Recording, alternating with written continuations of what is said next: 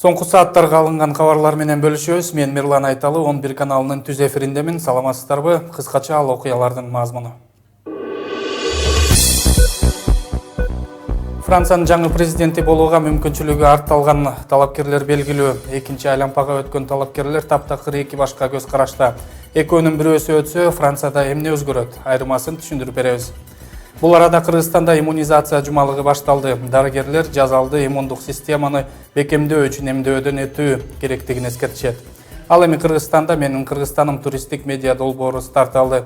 Кыргызстандын кооз жаратылышы тууралуу видеолорду жарыялап, түз алып көрсөтүп, живописдик сүрөттөрдү дагы жарыялап баштайт. Бул жана башка кабарлар алдыдагы саналуу мүнөттөрдө баяндалат.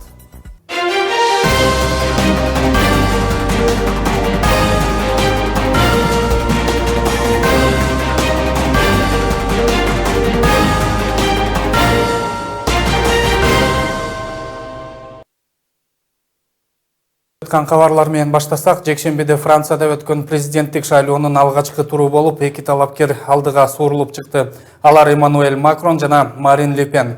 Ал эми үчүнчү болуп Франсуа Фион чыкканы белгилүү болду. Эми бул талапкерлер жыйынтыктоочу турга аттанышат. Бул арада чет элдик басылмалар Франция жарандары чечүүчү таймашты тандоону жүргүзүүнү керектигин айтып кеңеш берүүдө. Ошол эле маалда башка талапкерлерден айырмаланып алдыга чыккан Макрон аттуу саясатчынын мисалында Франциянын саясатында эки ажырым болгону айтылууда.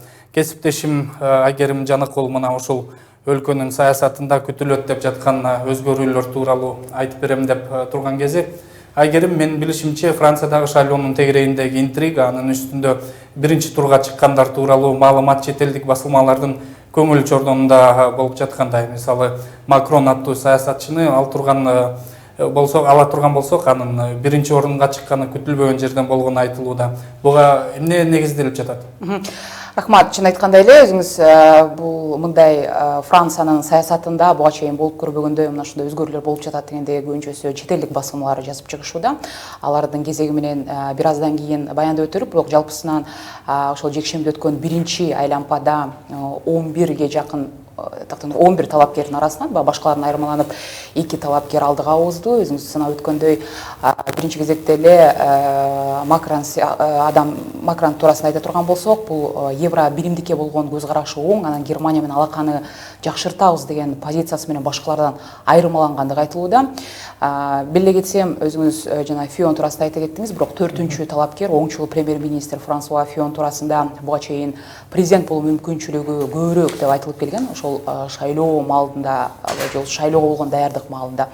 Бирок кийин анын жубайы жана эки баласы жанагындай мамлекеттик каражатты мыйзамсыз пайдаланган деген жанагындай жаңжал окуядан кийин анын рейтингине бул окуя түздөн-түз таасирин берди деп жатышат. Себеби дегенде бул окуя көп ыр-чыр менен ошол Франциянын өзүндө коштолгон болчу. Албетте бул башка буга чейинки болгон президенттик шайлоодо Францияда өткөн бул жолку шайлоо ошолдогу башка шайлоолордон чоң эле айырмаланары айтылууда.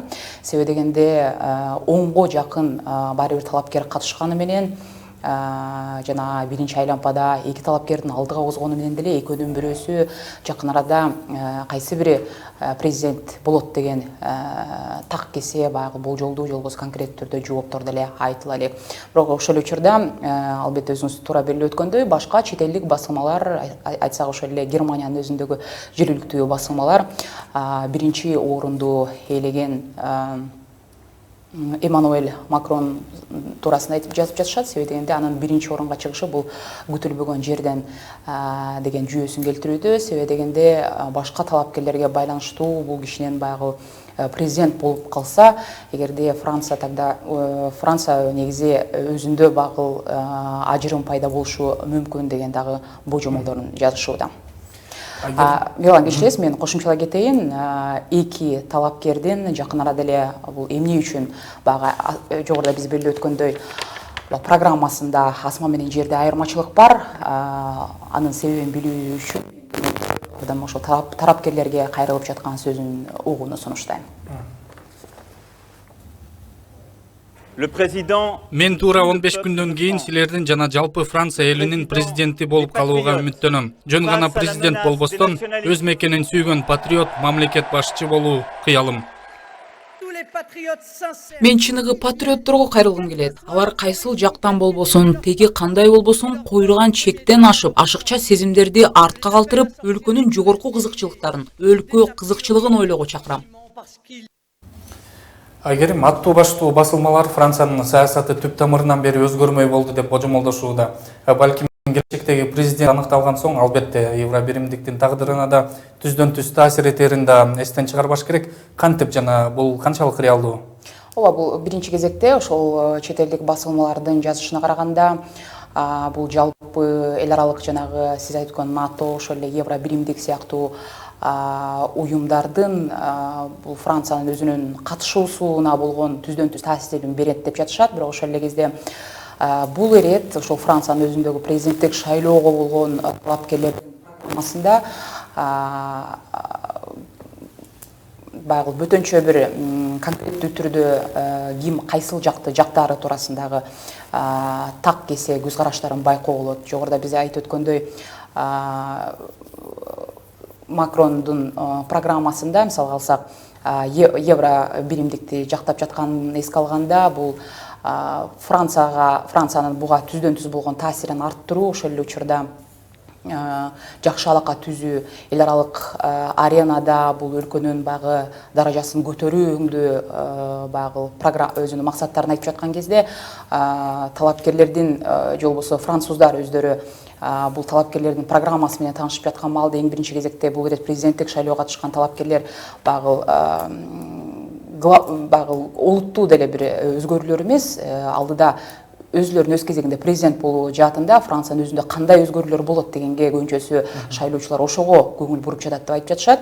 Мен ошол эле кезде Le Temps деп аталган Колумбиядагы швейцариялык басылманын жазышына караганда, бул сиз жогоруда айткөндөгү түп тамырынан бери Франциядагы саясатты өзгөртөт деп айтып жатат. Себеби дегенде буга чейин социалдык көз карашты кармаган, ошол эле консерваторлор бул шайлоого катыша алган жок, болгону оңчул жана солчулдар деп гана бөлүнүп жатат. Бул мындайча айтканда буга чейинки болгон президенттик шайлоодо жогоруда мен айтып өткөн көз карашты карманган талапкерлер буга чейин катышкан эмес. Ошондуктан бул ирет шайлоонун айырмачылыгы мына ушунда деп айтып жатышат. Айгерим, биз билебиз, Франциянын президенти болууну каалаган талапкерлер онго жеткен, мүмкүнчүлүгү артат деп айтылган талапкерлер эмне үчүн элдин ишенимине ээ боло алышты? Алар деги эле кимдер экен, кыргызстандыктар үчүн жакындан тааныштырып берсеңиз. Биринчи айланып өткөн эки талапкер туурасында айтып өтөйүн. Биринчи кезекте айырмачылыгы да анча деле баягы чоң деле эмес, бирок жаш өзгөчөлүктөрүн алганда бир айырмачылыкты байкаса болот. Экинчи учурда бул жогорудагы биримдиктен чыгышы керек, өз алдынча Франция саясатын жүргүзүшү керек деп бул Le Pen гана айырмаланат. Айтор эки талапкердин платформасындагы айырмачылыктар деги эле алар кимдер, мен жогорудагы инфографикадан таанышып алууну сунуштайм. Марин Ле Пен 48 жаштагы айым. Саясатчы Жан-Мари Ле Пендин кызы. Улуттук фронт партиясынын лидери. Францияда 2012-жылы президенттик шайлоодо дагы талапкерлигин коюп, биринчи турдун жыйынтыгында 3-чү орунду алган. Марин Ле Пен европалык биримдикке каршы. Евробиримдик менен сүйлөшүүлөрдү жүргүзүп, эгер ал максатына жетсе, ошондо гана референдумга элдин таразасын коюшу керек дейт. Ле Пендин пикиринде француз жарандары социалдык турак жайга алууга артыкчылыктуу укуктары болушу керек жана легалдуу иммиграция жылына 10 000 адам менен чектелиши зарыл деген позицияны карманат. Эммануэль Макрон талапкерлердин эң жашы, ал болгону 39 жашта, алга кыймылынын лидери. Мурда өлкөнүн экономика жана өндүрүш министри болуп иштеген. Ал өзүн ортомчул атайт. Солчулдар жана оңчулдардын дагы добушун алгысы келет. Эммануэль Макрон эл аралык эркин сооданы жана евробиримдикти тескеринче жактаган адам. Макрон үчүн бул биринчи жолу шайлоо өнүктү өтүп жатат. Жеңилүү ызасын алган талапкер Макрон үчүн добуш берүүгө чакырык жасашууда. Мен бирлан кошумчалап кетейин. Жогоруда биз айтып өткөн талапкерлер туурасында кошумча маалымат. Жогоруда Макрон туурасында айта турган болсок, ошол эле Times гезитинин жазышына караганда, биринчи Le Pen талапкерге байланыштуу. Негизи француздар бул биринчи талапкерди колдоого үндөшкөн. Себеби дегенде бул жалпы эле коңшулар менен, ошол эле салмактуу уюмдар менен кайсы гана мамлекет болбосун өзүнүн алакасын жакшыртуу үчүн же болбосо ага да чоң салымын кошуш үчүн бул биринчи гана талапкерди президент кылып шайлоо алда канча жакшы болот эле деген дагы кеңештеринде жазган. Ошол эле учурда кошумчалай кетсек, азыркы президент Франсуа Олланд, ошол эле Фион өндө багы биринчи айлампада жеңилүү ызасын тартып калган адамдар Ле Пенге эмес, тескеринче ошол Макронга добуш берип, кийинки президент болуп шайлоого үндөшкөн. Ал туурасында жергиликтүү басылмалар жазышууда. Ошол эле кезде Ле Пен туурасында айта турган болсок, бир канча баягы басылмалар, чет элдик басылмалар бул эки талапкердин салыштыра келгенде, эгерде сөз мындай баягы цитатасын келтире турсак, Ле Пен эгерде президент боло турган болсо, анда көптөгөн жана бөлүп жарылуулар тегине жараша, жана башка багы Франциянын өзүндөгү көп улуттуу мамлекеттин ортосунда ажырым пайда болот деген дагы пикирлерин жазышууда. Кайрадан сөз өзүңүздө. Рахмат Айгерим. Франциядагы президенттик орун үчүн болгон айгышкан күрөш жана ага атсалышкан талапкерлерден эмне күтүүгө болору тууралуу 11 каналынын баяндамачысы Айгерим Жаныкул түшүндүрүп берди.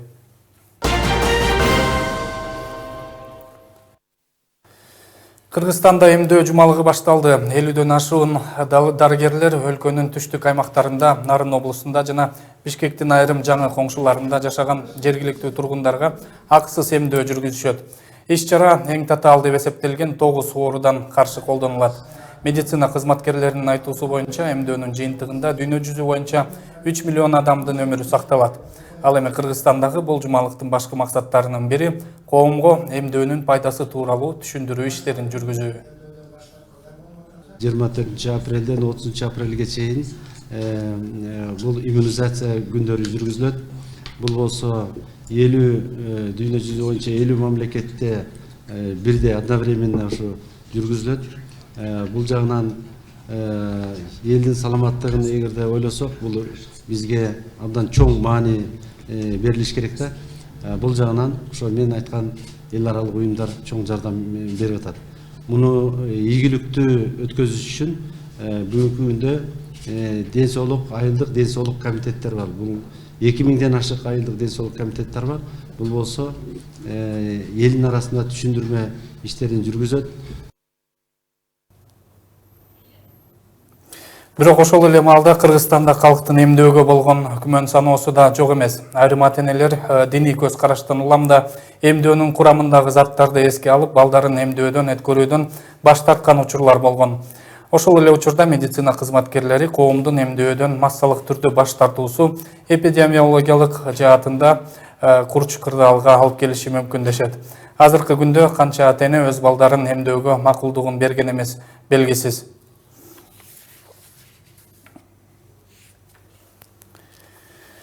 Кыргызстанда жашы жете элек өспүрүмдөрдүн органдарга сатуу үчүн уурдалган фактылары жокко эсе. Бул тууралуу Ички иштер министрлигинин басма сөз кызматы кабарлады. Анын айтуусунда ата-энелердин кам саноосу негизсиз жана жарандарды жалган ушак такталбаган маалыматтарга ишенбөөгө чакырды. Бирок жанагы бул дагы айтып бул ролик таратып, бул саткатын аткан ролик Кыргызстанда болгон окуя эмес.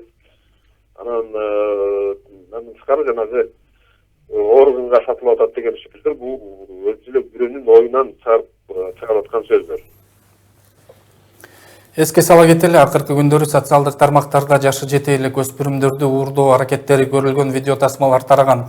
Анын бирөөсү жакында эле чыгып, мектеп окуучунун ата-энесин күтүп жаткан жеринен бир бейтааныш жарандын ага үйгө жеткирип коюу сунушу менен кайрылып, артынан аңдыган учуру көрсөтүлгөн. Ички иштер министрлиги коомду дүрбөлөңгө түшүүгө эч кажет жок экенин жана бул тасманын Орусиянын Благовещенск шаарында бир нече жыл мурун тартылганын такташты. Тажикстанда жергиликтүү массалык маалымдоо каражаттары мындан ары президенттин атын айтаардан мурун анын ардактуу наамындарын санап өтүүсү керек. Мындай буйрукту Тажикстандын бийлиги чыгарды. Эске сала кетсек, Эмомали Рахмондун улут лидери наамынан тышкары тынчтыкты жана улуттук биримдикти түптөгөн макамдары бар. Тажик журналисттеринин билдирүүсүнө караганда, буга чейин президентти улут лидери деп атоо жетиштүү эле болчу. Эми мындан баштап тынчтыкты жана улуттук биримдикти түптөгөн деген ардактуу наамындагы кошуу милдеттүү болду. Бирок мындай буйрук Рахмонго расмий түрдө кайрылганда гана сакталышы керек. Бул тууралуу мамлекеттик радио түйүнүн мүдүрү Фарух Зиёев билдирип, бул мыйзамда жазылган ченем деп айтты. Ал эми массалык маалымат каражаттарынын өкүлдөрү өзлөрүнүн макала же берүүлөрүндө мурдагыдай эле мамлекет башчысы жана улут лидери наамдарын колдонсо болот. Буга кошумча кыла кетели, мыйзам күчүнө киргенден кийин атайын кылмыш кодексинде толуктоолор киргизилип, аны бузгандар үчүн мазактоо беренеси боюнча жазага тартылышы көрсөтүлгөн. Кабарларды улантабыз. Кыргызстанда үстүгө жылдын июнунда «Менин Кыргызстаным» туристтик медиа долбоору старталат. Анын алкагында видео сынак каралган. Аталган сынакка каалоочулардын баары катыша алышат. Анда «Менин Кыргызстаным» хэштеги менен Кыргызстандын кооз жерлери тууралуу видео көрсөтүлөт. Тасманын узактыгы 1 мүнөт. Майдын аягында калыстар жеңүүчүнү аныктап, ал өлкөнү кыдырып чыгат. Долбоор «Менин Кыргызстаным» тасмасын тартуу менен жыйынтыкталат. Өлкөнү кыдырып жүрүп, Кыргызстандын кооз жаратылышы тууралуу видеолорду жарыялап, түз алып көрсөтүп, живопистик сүрөттөр дагы жарыяланат. Биз июнь айында 2017 жылы буюрса Кыргызстан боюнча баарын аралайбыз. Аралып тартып бир документальный фильм чыгарайын деп атканбыз. Азырынча биз мында видео конкурс уюштуруп атабыз. Каалаган киши видеону жасатып 1 мүнөткө чейин чыгарса болот. Ошол жеңүүчү биз менен Кыргызстан боюнча барат. Ошондой эле чыгармачыл бирикменин жетекчиси алар бул долбоорго өтө жоопкерчиликтүүлүк менен мамиле кылып жатышканын кошумчалады. Өлкөнүн кыдырууга жөнөөрдүн алдында коркунучтарды азайтуу үчүн бардык катышуучулардын жашоосу камсыздандырылат. Ошондой эле тиешелүү мекемелерге ушундай туристтик долбоор башталгандыгы тууралуу кат жөнөтүлөт. Эми спорттук кабарларга кайрылалы. Тагыраак айтканда, спорттун айланасындагы туура эмес адилетсиздүүлүк тууралуу. Кыргызстандык Дастан Шаршеев TNA эрежеси боюнча дүйнөлүк чемпионатында болгон орусиялык Антон Калинин менен коюшуусу жаңжал менен аяктады. Мелдеш Татарстандын Казан шаарында өтүп, анын 1-8 финалынын алкагында болгон. Беттешүүнүн жыйынтыгы орусиялык спортчунун эсебине аяктап, бирок кыргызстандык Дастан Шаршеев калыстардын мындай чечимине макул болбой, рингтен чыгуудан баш тарткан. Көрөрмандардын көбү биздин спортчуну колдогонуна карабастан, уюштуруучулар Шаршеевди күч менен чыгаруу максатында күзөт кызматын чакырышкан. Аларга дагы моюн бербеген кыргызстандык спортчуну аягында айласы кеткен башкы калыс сени Орусия аймагынан депортация кылып, же болбосо каматып коебуз деп коркуткан. Ничего страшного. Ничего страшного. Но сейчас тебя просто депортируют из страны, и ты тогда сюда вообще не вернешься. Или же закроют. Смысл какой? Нету такого смысла. Спокойнее. Все, пошли. Спокойно. Пошли. Вот и все. Пошли. Давай. Все. Тебя и так зал поддержит.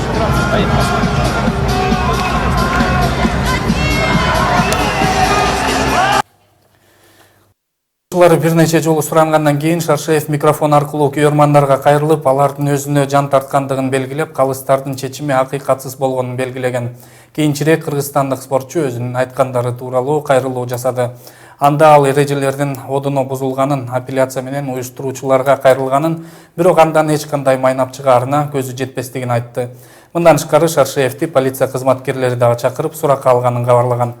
Негизи эле адилетсиздүүлүк тууралуу спорттун көп түрүндө кездешет, жада калса Олимпиада оюндарында дагы кездешиши мүмкүн. Шаршеев менен Калининдин таймашуусунун профессионалдык баа берүү суранычы менен биз студиябызга Кыргызстандын ММА боюнча академиясынын вице-президенти Сейтек Оморовду чакырганбыз. Сейтек мырза, саламатсызбы? Биздин студиябызга келгениңиз үчүн чоң рахмат. Айтсаңыз, бүткүл таймашты көрүп чыктыңыз, сизде кандай пикир калды?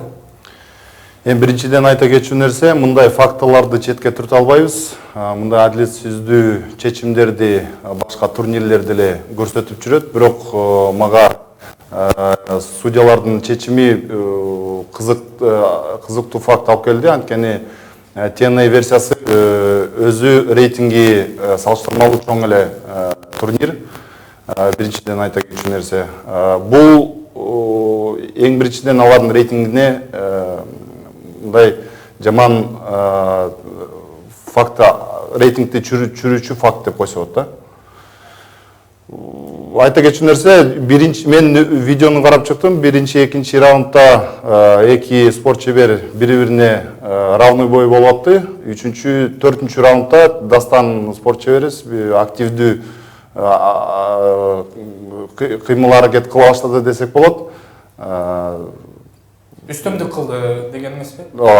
Негизи 3 раунд экен, анан ошол өзүнүн айтуусу боюнча, Дастан Шаршеевдин айтуусу боюнча 3 раунд ошонун бардык раундунда эле үстөмдүк кылгам деген ой бар да. Анан бирок ошого карабастан 3-чү раундда дагы нокдаунга кетирдир да өзүнүн атаандашын.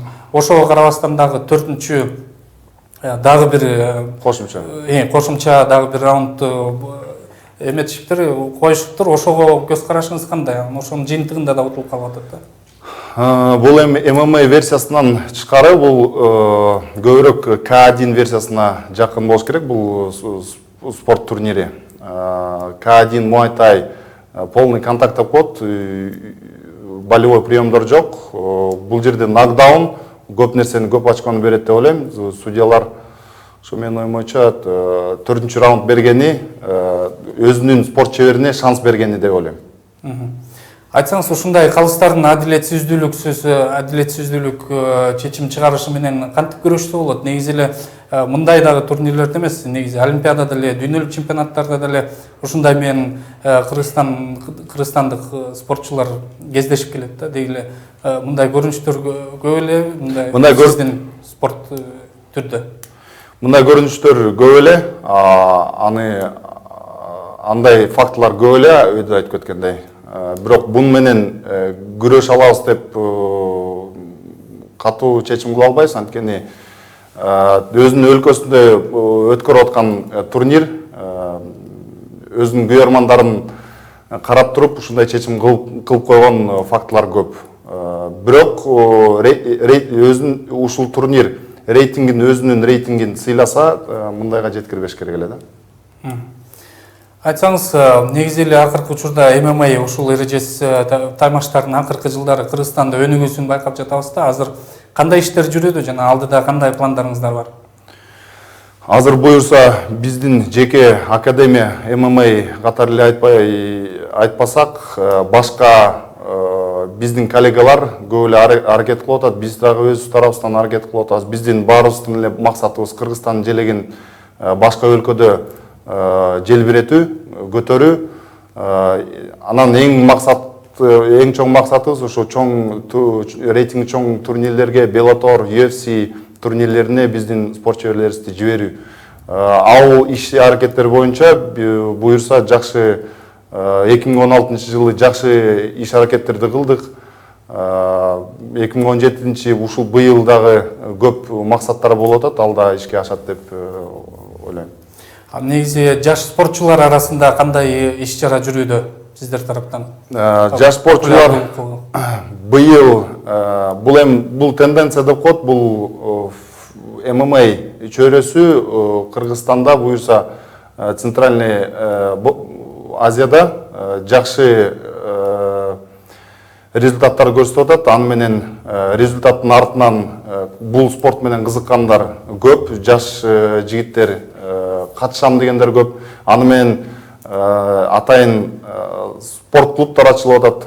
Биздики да буюрса шаарда ачылат, региондордо да ачылат. Ошону мүмкүнчүлүктөрдү берип турабыз.